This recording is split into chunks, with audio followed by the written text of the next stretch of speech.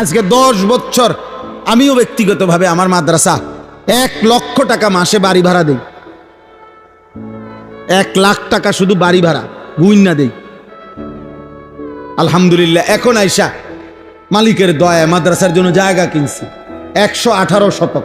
আলহামদুলিল্লাহ ভাবছি, স্বপ্ন দেখতেছি, আশা করছি ছেলেদের জন্য মাদ্রাসা হবে আলাদা, সকল কিশোর নওজোয়ান স্কুল কলেজ ইউনিভার্সিটির ছেলেদের জন্য, সর্বস্তরের মুসলমানের জন্য আলাদা মাদ্রাসা করব ইনশাআল্লাহ। আশা করছি ওইখানে পৃথক পৃথক, যে আসবে যখন দিন শিখবে তখন, যার সময় যতক্ষণ দিন শিখবে ততক্ষণ।